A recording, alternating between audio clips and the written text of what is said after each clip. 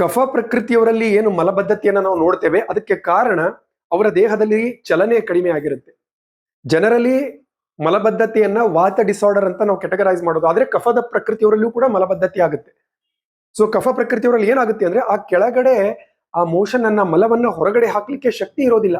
ಆ ಚಲನೆ ಕಡಿಮೆ ಇರುತ್ತೆ, ಅಪಾನ ಪ್ರಾಣ ವೀಕ್ ಇರುತ್ತೆ. ಸೊ ಆವಾಗ ಅದು ಡೌನ್ವರ್ಡ್ ಫೋರ್ಸ್ ಇರೋದಿಲ್ಲ. ನೀವು ತುಂಬಾ ಹೊತ್ತು ಟಾಯ್ಲೆಟ್ ಅಲ್ಲಿ ಸಮಯವನ್ನ ಕಳಿಬೇಕಾಗುತ್ತೆ. ಆ ಪ್ರೆಷರ್ ಕ್ರಿಯೇಟ್ ಆಗೋದಿಲ್ಲ. ಯಾಕಂದ್ರೆ ದೇಹದಲ್ಲಿ ಆ ಚಲನೆ ಇಲ್ಲ, ಆ ಅಪಾನ ಪ್ರಾಣ ಇಲ್ಲ. ಸೊ ಅದನ್ನ ಇಂಪ್ರೂವ್ ಮಾಡ್ಕೊಳ್ಳಕ್ಕೆ ನೀವು ವಾಕಿಂಗ್ ಅನ್ನ ಮಾಡಬೇಕು, ನೀವು ಎಕ್ಸರ್ಸೈಸ್ ಅನ್ನ ಮಾಡಬೇಕು, ದೇಹವನ್ನು ಆಕ್ಟಿವ್ ಆಗಿಡಬೇಕು. ನಿಮ್ಮ ದೇಹದಲ್ಲಿ ಆ ಚಲನೆಯನ್ನ ಇನ್ಕ್ರೀಸ್ ಮಾಡಬೇಕು. ನೀವು ಅತಿಯಾಗಿ ತಣ್ಣಗಿರುವ ಆಹಾರಗಳನ್ನ, ಸಿಹಿ ಪದಾರ್ಥಗಳನ್ನ ತಿನ್ನಬಾರ್ದು. ಅದೆಲ್ಲವೂ ದೇಹದಲ್ಲಿ ಚಲನೆಯನ್ನ ಕಡಿಮೆ ಮಾಡುತ್ತೆ. ಸೊ ನೀವು ಫಿಸಿಕಲಿ ಆಕ್ಟಿವ್ ಆದಾಗ, ಎಕ್ಸರ್ಸೈಸ್ ಮಾಡಿದಾಗ ನಿಮ್ಮ ದೇಹದಲ್ಲಿ ಆ ಚಲನೆ ಇಂಪ್ರೂವ್ ಆಗಿ ನಿಮ್ಮಲ್ಲಿ ಅಪಾನ ಪ್ರಾಣ ಇಂಪ್ರೂವ್ ಆಗಿ ಮೋಷನು ಸಲೀಸಾಗಿ ಕ್ಲಿಯರ್ ಆಗುತ್ತೆ. ನೀವು ಒಂದೇ ಕಡೆ ಕೂತ್ಕೊಂಡು ಎಷ್ಟೇ ಚೂರ್ಣಗಳನ್ನ, ಔಷಧಿಗಳನ್ನ ನೀವು ತಗೊಂಡ್ರೂ ಕೂಡ ಅದು ಒಂದೆರಡು ದಿವಸಕ್ಕೆ ಮಾತ್ರ ಹೆಲ್ಪ್ ಮಾಡುತ್ತೆ ಹೊರತು ಪರ್ಮನೆಂಟ್ ಸೊಲ್ಯೂಷನ್ ಅನ್ನು ಕೊಡೋದಿಲ್ಲ. ಅದಕ್ಕೆ ಕಫ ಪ್ರಕೃತಿಯವರಲ್ಲಿ ಮಲಬದ್ಧತೆಯಿಂದ ಹೊರಗಡೆ ಬರ್ಬೇಕಂತಂದ್ರೆ ನೀವು ಫಿಸಿಕಲಿ ಆಕ್ಟಿವ್ ಆಗಬೇಕು, ಎಕ್ಸರ್ಸೈಸ್ ಮಾಡಬೇಕು, ವಾಕಿಂಗ್ ಅನ್ನ ಇನ್ಕ್ರೀಸ್ ಮಾಡ್ಕೊಳ್ಬೇಕು. ದಯಮಾಡಿ ಅಳವಡಿಸ್ಕೊಳ್ಳಿ.